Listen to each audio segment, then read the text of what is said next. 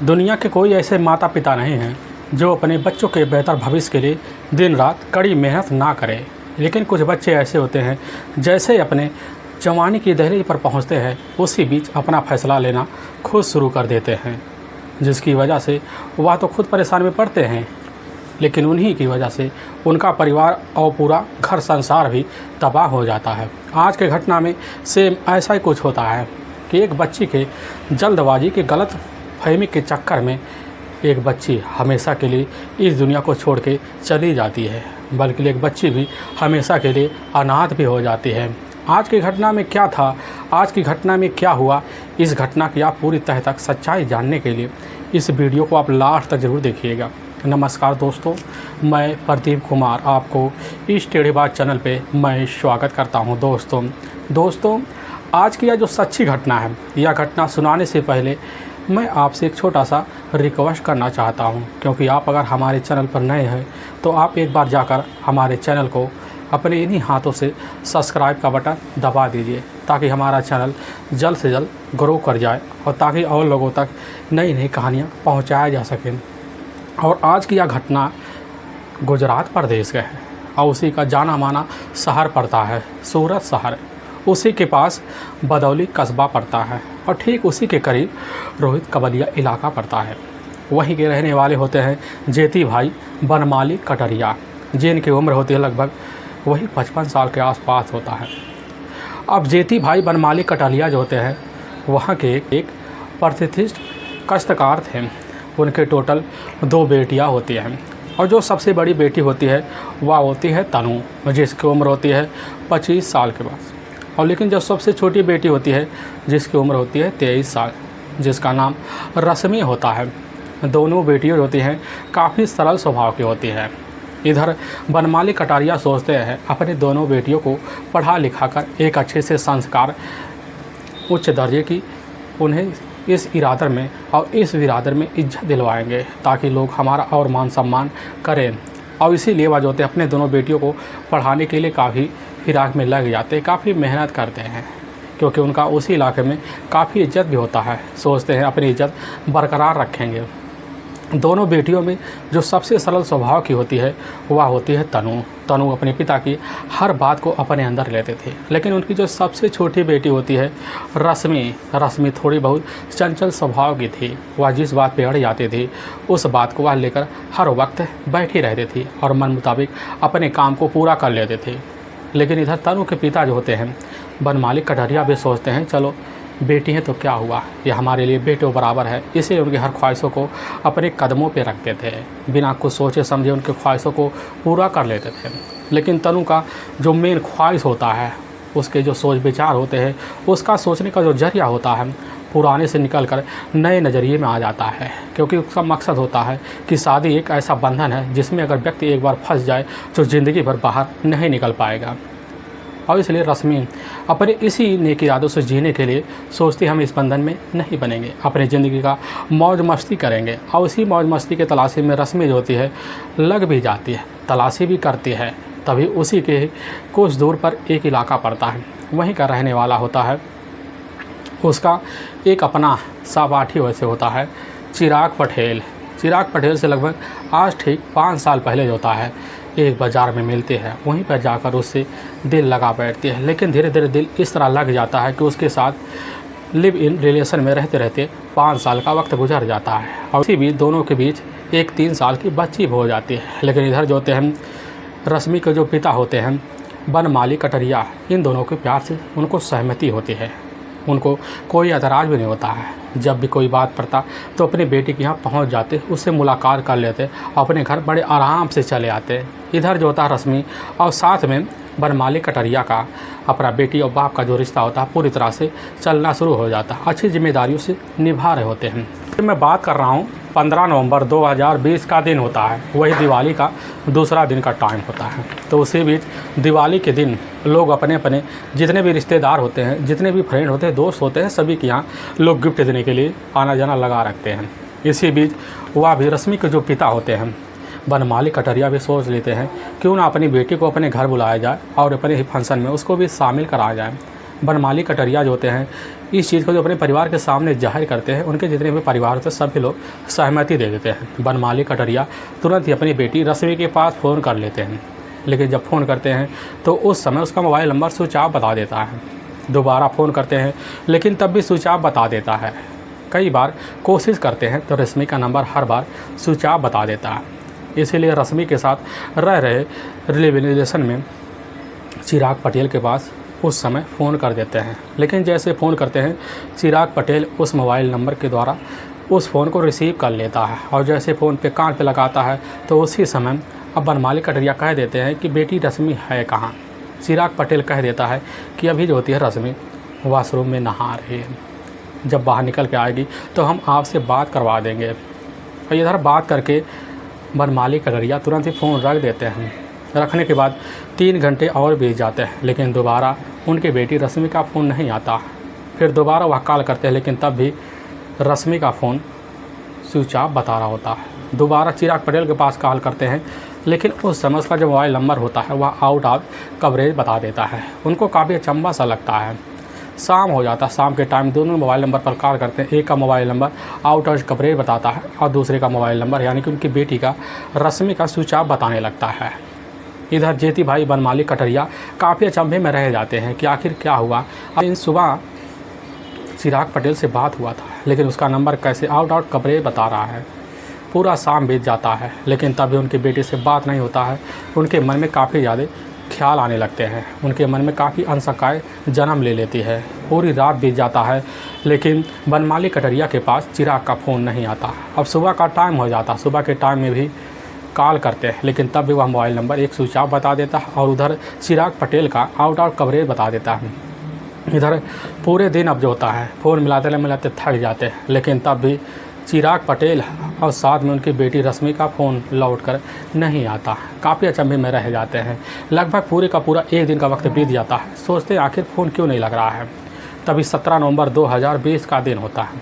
उसी समय जेती भाई बनमाली कटरिया अपने ही एक भतीजा होता है नवेल कटरिया को अपने साथ लेते हैं। लेकिन बाद तुरंत ही रश्मि वाले उसी फ्लैट में पहुंच जाते थे जहां रश्मि 5 साल से रिलेशन में चिराग पटेल के साथ रह रहे थे। लेकिन जैसे वहां पहुंचते हैं तो वहां देखते हैं कि उनकी नौकरानी है और साथ में रश्मि की 3 साल की एक बच्ची है जो नौकरानी की गोद में खेल रही होती है। तो उस समय जो होते हैं बनमाली कटरिया उन नौकरानी से पूछ बैठते हैं कि आखिर रश्मि गई कहाँ।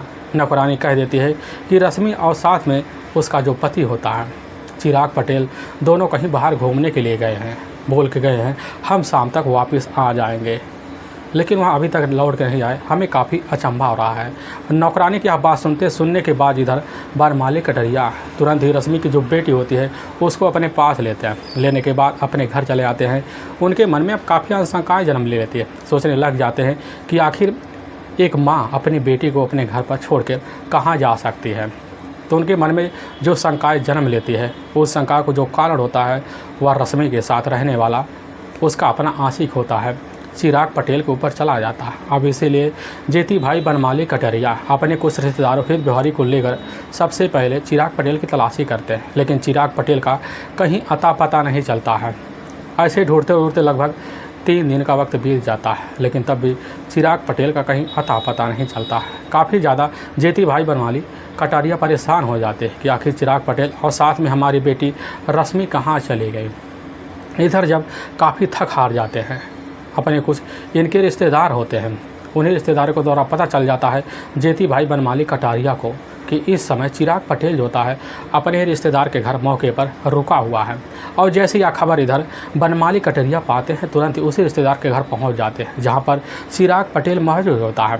जब वहां पर पहुंचते देखते हैं सही में चिराग पटेल तो यहाँ पर है। काफ़ी गुस्से में होते हैं। गुस्से में होने के बाद चिराग पटेल से पूछ बैठते हैं कि आखिर तुम इतने दिन से कहाँ घूमते। चिराग पटेल कहने लग जाता है कि यहाँ पर बाबूजी नेटवर्क नहीं आता है, हम कहीं फ़ोन नहीं लगा पा रहे थे। तो चिराग पटेल से अब जेती भाई बनमाली कटरिया कह देते हैं कि आखिर हमारी बेटी रश्मि है कहाँ।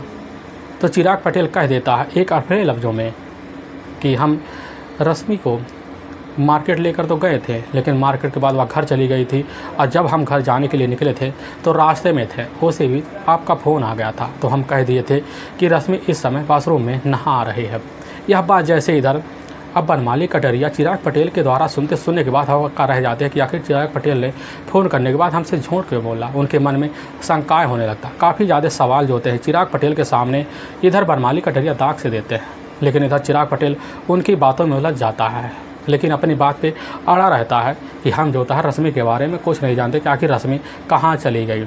यह बात सुनने के बाद जेती भाई बनमाली कटरिया अपने रिश्तेदारों को लेकर अपने घर चले आते हैं। आने के बाद उनकी बात में हर बार खटकना शुरू हो जाता है कि आखिर चिराग पटेल ने हमारी बेटी रश्मि के साथ कुछ ना कुछ अनहोनी ज़रूर किया है, और इसीलिए अपने एक दोस्त को लेते हैं और साथ में रिश्तेदार को लेते हैं। लेने के बाद होता है 21 नवंबर 2020 को ही अपने नज़दीकी पुलिस थाने बजौली में पहुंच जाते हैं। वहां के थाना प्रभारी होते हैं मौजूद होते हैं। उन्हीं के सामने जेती भाई बनमाली कटरिया खड़े हो जाते हैं, अपनी बेटी रश्मि के बारे में सारी आप बीती बता देते हैं। और जब उनके सामने बताते हैं तो उनकी बेटी का फ़ोटो लेते हैं, लेने के बाद उसका मोबाइल नंबर लेते हैं और उसी के तहत इधर बनमाली कटरिया पूरी बात बता देते हैं। और उन्हीं के तहरीर पर उनकी बेटी रश्मि का गुमशुदगी का मुकदमा दर्ज कर लेती है पुलिस। इधर उनसे बोल देते कि आप घर चले जाइए, आपकी बेटी जहाँ भी कहीं होगी आपकी बेटी घर ज़रूर वापस आ जाएगी।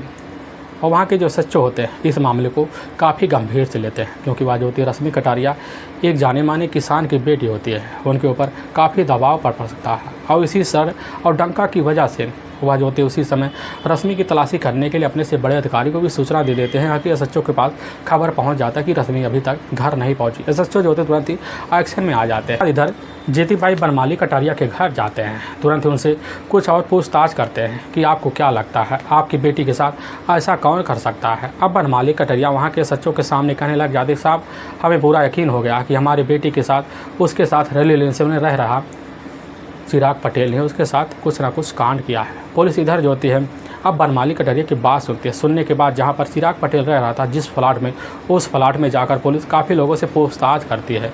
काफ़ी व्यवहारी के चिराग पटेल के लोगों से पूछताछ जब कर लेती है तो पुलिस के सामने काफ़ी चौंकाने वाली बात निकल के आती है कि आखिर में चिराग पटेल और रश्मि के बीच अभी कुछ दिन पहले काफ़ी झगड़े तकरार हुए थे।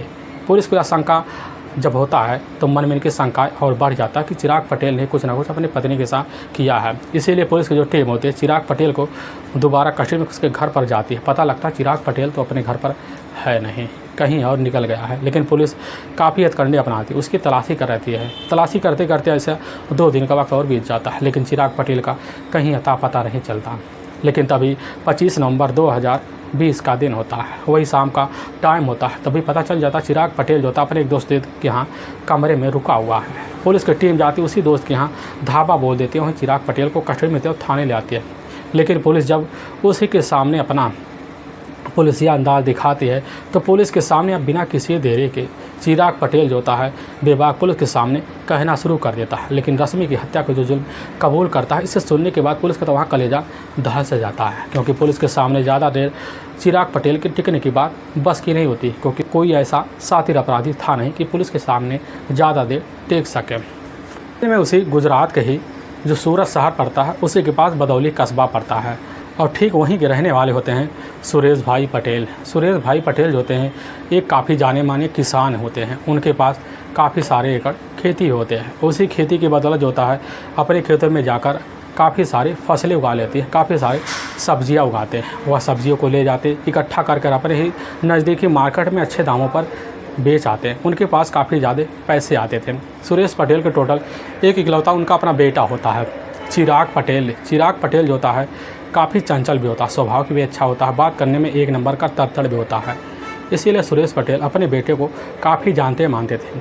लेकिन इधर चिराग पटेल जो होता है अपने पिता के साथ रहकर खेती गृहस्थी का काम सीखना शुरू कर देता है, सीखने भी लग जाता है। लेकिन सुरेश पटेल के जो बेटा होता है चिराग पटेल को लगने लगता है कि हमें इस समय खेती के बारे में ज़रूर कुछ ना कुछ नॉलेज लेना चाहिए, और इसीलिए अपनी पढ़ाई आगे जारी रखने के लिए कृषि विज्ञान का कोर्स कर लेता है। अच्छे नंबरों से पास कर लेता है। जब पास कर लेता है अपनी खेती में काफ़ी बेहतर तरीके से लग जाता है। और इधर जो था सुरेश और साथ में चिराग पटेल दोनों मिलकर खेती में काफ़ी अच्छे सा मुनाफा कमाना शुरू कर देते हैं। वक्त चलने लगता है, लेकिन सुरेश पटेल को लगने लगता है हमारा जो बेटा होता है असल में चिराग पटेल अब लग रहा खुद अपने पैरों पर खड़ा हो चुका है, इसीलिए इसकी शादी करना काफ़ी अनिवार्य है।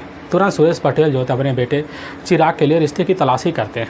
काफ़ी दिन लग जाते हैं। तभी उनके कुछ अपने रिश्तेदार होते हैं, उन्हीं रिश्तेदारों को द्वारा पता चल जाता है किसी जो बलौदा एक गांव है इसी गांव की रहने वाली एक लड़की है जो काफ़ी खूबसूरत भी और चंचल भी है। और जैसे इधर सुरेश पटेल पता पाते हैं, पाने के बाद जाकर वहाँ उस व्यक्ति से बात करते हैं। उस व्यक्ति के उनकी लड़की का हाथ मांग लेते हैं। मांगने के बाद जो होता हुआ व्यक्ति तुरंत ही सुरेश पटेल जो होता है उनको उनके बेटे इधर चिराग पटेल के हाथ देने के लिए पूरी तरह से तैयार हो जाता है। अब चिराग पटेल की शादी जाकर उस लड़की से हो जाती है। अब लड़की के साथ इधर चिराग पटेल अपनी ज़िंदगी काफ़ी बेहतर तरीके ढंग से गुजारना शुरू कर देता है। इनकी ज़िंदगी का लगभग 2 साल का वक्त बीत जाता है। तो इसी बीच चिराग पटेल और उधर जो होता है उसकी अपनी जो पत्नी होती है, दोनों के बीच एक बेटा होता है। अब बेटे के साथ रहकर चिराग पटेल और साथ में इधर उसकी पत्नी दोनों बेहतर तरीके से अपनी ज़िंदगी बिताना शुरू कर देते हैं। खुशीमय ज़िंदगी हो जाता है।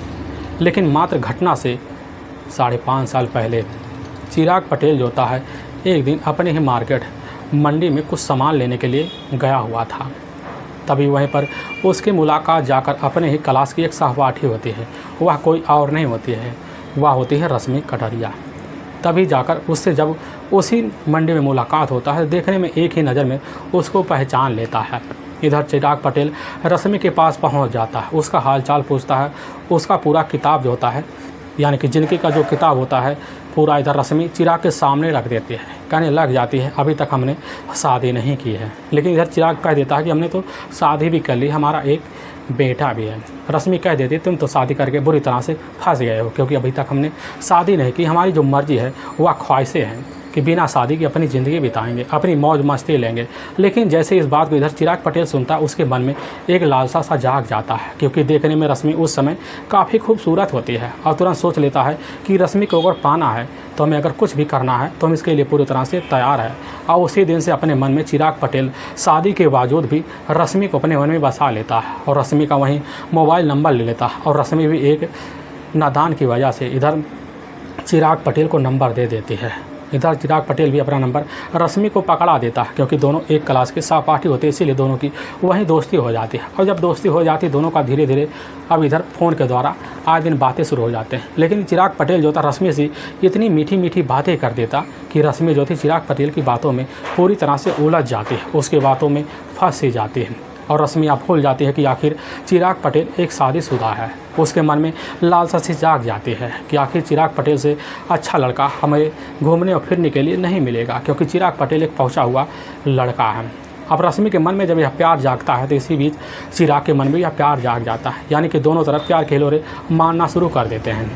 लेकिन इसी बीच एक दिन शाम का टाइम होता है। शाम के टाइम चिराग पटेल अपने ही घर से निकलता है, तो उसी बीच वह जाकर रश्मि को फ़ोन कर देता है। रश्मि को बुलाता, अपने ही कार में बैठाता। बैठाने के बाद तुरंत ही होटल ले जाता है। होटलों में उसको अच्छे से नाश्ता करा देता है और फिर वहाँ घूमना फिरना लगा देते हैं। और रश्मि की यह उसका चाल चलन देखकर काफ़ी पसंद आ जाता है। इसी पसंद के चलते वह रश्मि अब चिराग के ऊपर काफ़ी ज़्यादा ध्यान देना शुरू कर देते हैं। दोनों के बीच दोस्ती अब पहुंचना और चरम पे हो जाता है। अब दोनों के बीच घूमना फिरना और बढ़ जाता है। लेकिन रश्मि को पता ही नहीं चलता कब जाकर चिराग पटेल से हमारी नज़रें और उसकी नज़रें मिल से गई, यानी कि दोनों के बीच का प्रेम प्रसंग चालू हो गया। रश्मि को भनक भी नहीं लगता, लेकिन चिराग पटेल को पूरी पहचान होता है कि रश्मि अब हमें पूरी तरह से चाहना शुरू कर देती है। और चिराग पटेल जो था रश्मि के ऊपर पूरी तरह से नज़रबंद कर देता है, यानी कि दोनों की तरफ उमड़ना शुरू हो जाते हैं। वक्त गुजरने लगता है। लेकिन वक्त ऐसा आ जाता है कि शाम के टाइम जैसे ही रश्मि को लेने के लिए अपने कार में जाता है, तो अपने कार में लेकर जाता तो उसी समय रास्ते में अपने प्यार का इजहार रश्मि के सामने कर देता है। और रश्मि तुरंत ही चिराग के प्यार को एक्सेप्ट कर लेते हैं। और उसी दिन से दोनों का घूमना फिरना टहलना और बन जाता है। लेकिन रश्मि जो होती है उसी समय फैसला लेती है कि हम ज़िंदगी बिताएंगे तो तुम्हारे साथ बिताएंगे, भले तुम शादीशुदा हो। चिराग को इस बात की कोई ऐतराज़ नहीं होता और रश्मि के साथ रहने के लिए तैयार हो जाता है। लेकिन इधर रश्मि के जैसे पिता जेठी भाई बनवाली कटरिया को पता चलता है, तुरंत ही रश्मि को बुलाते, काफ़ी समझाते बुझाते हैं। लेकिन रश्मि अपने बात पे अड़ जाती, कहने लग जाती है हम अपनी ज़िंदगी काफ़ी बेहतर तरीके से जिएंगे, क्योंकि यह हमारी ज़िंदगी है। लेकिन काफ़ी समझाने के बावजूद भी रश्मि नहीं मानती। इधर जो था चिराग पटेल के घर परिवार वालों को खबर लग जाता था, उसकी पत्नी को भी खबर लग जाता। और जब खबर लगता है उसकी पत्नी जो होती है इधर चिराग पटेल के साथ काफ़ी झगड़े तकरार करती है। इसलिए झगड़े तकरार करती है वह काफ़ी रूठ सी जाती है, बोलना चालना इधर चिराग पटेल का अपनी पत्नी से बंद हो जाए। चिराग पटेल सोचने लग जाता है कि अब हमारा रिश्ता जो बनेगा वह जाकर रश्मि से बनेगा। और इधर आकर सूचना अपनी प्रेमिका रश्मि को दे देता। और रश्मि जैसी खबर पाते तुरंत ही रिलेशन में रहने के लिए इधर चिराग पटेल के साथ तैयार हो जाती है और उसी समय अपने साथ लेता है। लेने के बाद रश्मि को अपने ही उसी फार्म हाउस पे पहुंच जाता है, तभी इधर सुरेश पटेल जैसे सुनने के बाद अपने बेटों को धमकाना शुरू कर देते हैं, कहने लग जाते हैं कि अगर तुम रश्मि को हमारे घर लेके आओगे, क्योंकि वह छोटी बिरादरी की लड़की है, तो हमारी तो इज्जत नहीं रहेगी और साथ में गांव में अब कोई इज्जत नहीं बचेगा। और इसीलिए हमारे गांव वालों ने हमारे साथ राय मशवरा किया है कि अगर तुम अब हमारे घर में अपनी बहू को एक नीची बिरादरी की लाओगे तो इस घर में तुम्हारे रहने का कोई अधिकार नहीं है। अब चिराग पटेल जैसे आप अपने पिता सुरेश के द्वारा सुनता उसी समय फैसला ले लेता है कि हम अपने घर तो नहीं जाएंगे, हमें चाहे बाहर रहना पड़े। और इसीलिए रश्मि को अपने साथ लेता है। साथ लेने के बाद जहाँ पर रश्मि के पिता रहते थे वहीं के कुछ दूर पर एक गली होता है, उसी गली में जाकर एक बढ़िया सा अपार्टमेंट लेता है, काफ़ी फैशनेबल अपार्टमेंट होता है। उसी अपार्टमेंट में जाकर इधर चिराग पटेल और साथ में रश्मि दोनों रहना शुरू कर देते हैं। दोनों की ज़िंदगी लिव इन रिलेशन में रहने के बाद अच्छे से बीतने लगता है। दोनों के प्यार के जो भावनाएं होते हैं वहीं जाग सी पड़ती है और ऐसे जागते और ऐसे खूबसूरती पल की जो ज़िंदगी होती है बीते बीते 5 साल का वक्त बीत जाता है। लेकिन इसी बीच रश्मि और साथ में चिराग के बीच एक बेटी होती है जिसकी उम्र लगभग अब 3 साल के वक्त हो गया होता है। लेकिन धीरे धीरे जो होता है चिराग का जो मन होता है रश्मि सा ऊब सा जाता है, क्योंकि अब रश्मि की खूबसूरती जो होती है उसके आगे फीकी पड़नी शुरू हो जाती है। और जब भी इनके बाद कोई बात होता तो चिराग काफ़ी गुस्सैल हो जाता। इसी गुस्सैली की वजह से इधर रश्मि और साथ में चिराग के बीच झगड़े तकरार हो जाते हैं। झगड़े तकरार के कारण इधर रश्मि काफ़ी तंग से आ जाती है। रश्मि सोच लेती है अब लग रहा हमारी ज़िंदगी काफ़ी नरक से होने वाली है। और इसलिए रश्मि जो होती है जाकर चिराग के सामने अपनी शादी की बात करती, कहने लग जाती है अब शादी की काफ़ी हद हो चुकी है, इसीलिए हम तुमसे शादी करेंगे तो जल्द से जल्द करेंगे, क्योंकि यह महीना काफ़ी अच्छा सा चल रहा है और शादी का महीना, इसीलिए शादी तो हमें इसी महीने में करना होगा। अब जैसे इधर चिराग पटेल रश्मि की बात सुनता कहने लग जाता है ठीक है समय आएगा तो हम बता लेंगे। लेकिन रश्मि की शादी की बात सुनकर काफ़ी स्तन सोचने लग जाता है इस लड़की की वजह से हमारे परिवार ने हमें छोड़ रखा, हमारी पत्नी भी हमें छोड़ रखी है, उसकी वजह से अपनी ज़िंदगी अब आगे क्यों तबाह करें। और उसी में इधर जो था चिराग उसी दिन से अपने मन से रश्मि को निकाल लेता है। लेकिन रश्मि इसी नाम और इसी शादी की बात लेकर चिराग के सामने हर बार रखती, और जब रखती तो उनके बीच झगड़े तकरार होते, यहाँ तक झगड़े तकरार हो जाते हैं कि चिराग पटेल कभी कभी रश्मि की पिटाई भी कर देता। रश्मि काफ़ी ऊब से जाती, वह सोच लेती है कि अगर हम यहाँ से छोड़ के चले जाते हैं तो हमारी ज़िंदगी पूरी तरह से तहस महस हो जाती है। रश्मि काफ़ी बुरी तरह से फंस जाती है। और जब भी यह बात रश्मि जाकर अपने इधर आशिक चिराग पटेल के सामने रखती, चिराग पटेल जैसी बात सुनता काफ़ी भन्ना आ जाता और दोनों के बीच हर बार झगड़े तकरार हो जाते हैं। और इसी बीच चिराग फैसला ले लेता है हमें रश्मि से पीछा छुड़ाने के लिए कुछ भी करना होगा तो हम पूरी तरह से तैयार हैं। तभी दिवाली का वही दिन होता है जिस दिन पूरे भारत में दिवाली की तैयारी चल रही होती है, यानी कि 14 नवंबर 2020 का टाइम होता है, शाम का टाइम होता है। तो सभी लोग लक्ष्मी पूजन कर अपने अपने घरों में दिवालियाँ पूरी तरह से बिछा रखे थे। और रश्मि पूरी नई नई पोशाक में, एक देखा जाए सुहागन की पोशाक में पूरी तैयारी करके बैठी होती है और दिवाली भी मन जाती है। वह सोचती है कि आज हम अपने पति का दिल पूरी तरह से जीत के रहेंगे। और उस खूबसूरती की नज़रें जो होती हैं इधर रश्मि का पूरी उस घर में बिखर से जाते हैं। रश्मि जब दिवाली मना लेती है तो अपने पति के पास जाती, कहने लग जाती है कि इसी खूबसूरत जोड़े में हम तुमसे शादी करना चाहते हैं। और लेकिन जैसे यह बात उधर चिराग पटेल सुनता काफ़ी सन सा रह जाता है, कहने लग जाता है ठीक है तुम रुको, जब समय आएगा तो बता देंगे। फिर इसी बात को लेकर दोनों के बीच झगड़े तकरार शुरू हो जाते हैं। और झगड़े तकरार इतना शुरू हो जाते हैं कि इधर चिराग पटेल का जो हाथ होता है जाकर रश्मि के गले पर पहुंच जाता है। पहुंचने का उसका गला वहीं दबाकर हत्या कर लेता है। और जब नज़ारा देखता है चिराग पटेल सन सा रह जाता है, सोचने लग जाता है अब हम जाए कहाँ। तभी काफ़ी सोच विचार करता है, उसके दिमाग में आता है कि आखिर में चिराग पटेल का जो ससुराल पड़ता है बालौद, वहीं के पास एक खड़ंजा है जो जेसीबी से खुदाई चल रही है। मौके पर बड़ी बड़ी पाइपें डल रही हैं। जो पाइपें जो होते हैं वहाँ के गांव के बाहर जाएंगे, किसानों के खेतों में पानी जाएंगे और पाइपें काफ़ी बड़े हैं। जैसे आज वो उसके दिमाग में आता तो उसी समय ध्यान आने के बाद चिराग पटेल जो होता है इधर रश्मि के बॉडी को एक कंबल में लपेट लेता है। कंबल में लपेटने के बाद ले जाता अपने ही कार में पीछे वाले डिग्गी में डंप कर लेता है और चलाते चलाते अपने ससुराल बलौदा इलाके में पहुंच जाता है। देखता कि वहां पर जेसीबी से खुदाई हो रही है, क्योंकि काफ़ी सारे जो लेबर होते हैं उस समय लंच पे चले होते हैं, पूरा सन्नाटा सा पड़ा होता है। और जैसे यह नज़ारा उधर जाकर चिराग पटेल देखता तो वह समझ जाता आज हमारा सारा काम हो सा जाएगा। और जाकर उसी जो जेसीबी ड्राइवर होता है चला रहा होता है उसी से जाकर बात कर लेता है। और जेसीबी ड्राइवर जो होता है उसका साथ देने के लिए तैयार हो जाता है। और जेसीबी अपना लेकर जाता है ड्राइवर, बगल में गड्ढा खोद देता है। उसी गड्ढे में ले जाकर इधर चिराग पटेल रश्मि के बॉडी को डंप कर देता है। डंप करने के बाद समझ जाता है कि हमारा सारा काम हो गया, अपने घर चलाता है। लेकिन जब आता है तो उसके जो पिता होते हैं, इधर रश्मि के पिता, सुबह का टाइम होता है, वही लगभग 8 बजे के आसपास, उसी बीच जब फ़ोन करते हैं तो रश्मि का मोबाइल नंबर स्विच ऑफ निकल जाता है। काफ़ी हताश हो जाते हैं। हताश होने के बाद चिराग पटेल के पास फ़ोन कर देते हैं, लेकिन चिराग पटेल काफ़ी उलझन भरी बातें कर देता है। अब यही बातें जाकर इधर रश्मि के जो पिता जेती भाई बनमाली कटारिया के मन में शंका जन्म लेता, और इसी शंका के बदौलत जो होता है वह काफ़ी खोजबीन करते हैं। लेकिन जब पुलिस के सामने इधर चिराग पटेल के थ्रू पूरी सच्चाई निकल कर आती है, पुलिस जैसे सुनती काफ़ी दंग से रह जाती है। इसी में पुलिस की जो टीम होती है उधर जाती है जहां पर चिराग पटेल ने रश्मि के बॉडी को डंप किया था, जाकर वहां उस गड्ढे को दोबारा खुदवाती है। तो उसी गड्ढे में रश्मि का बॉडी होता है पूरी तरह से कंकाल की अवस्था में निकलता है, लेकिन उसके शरीर पर कुछ कपड़े होते हैं जिसके थ्रू पहचान हो जाता है कि यह रश्मि का बॉडी है। लेकिन पुलिस की जो टीम है तो इधर चिराग पटेल की तहरीर पर जेसीबी और साथ में जेसीबी ड्राइवर को अपने कस्टडी में लेती है। लेने के बाद जेसीबी ड्राइवर और साथ में चिराग पटेल को ले जाती है, वहाँ के कोर्ट में पेश कर देती है। उन दिनों के ऊपर काफ़ी गंभीर धारा मुकदमा दर्ज करके ले जाकर हमेशा हमेशा के लिए जेल के सलाखों के पीछे डाल देती है। दोस्तों, हमें इस घटना का सुनाने का उद्देश्य किसी को परेशान करना नहीं है और ना ही किसी के दिल को ठेस पहुंचाना है, बल्कि आपको यह बताना है कि आप जहां भी रहें आप सावधान और सतर्क जरूर रहें। दोस्तों, अगर आपको यह वीडियो पसंद आ रहा है तो इस वीडियो को आप ज़्यादा से ज़्यादा शेयर और सब्सक्राइब जरूर करें, जिससे हम आपके बहुत आभारी रहेंगे। फिर मिलेंगे नेक्स्ट वीडियो लेकर, तब तक के लिए जय हिंद और जय भारत।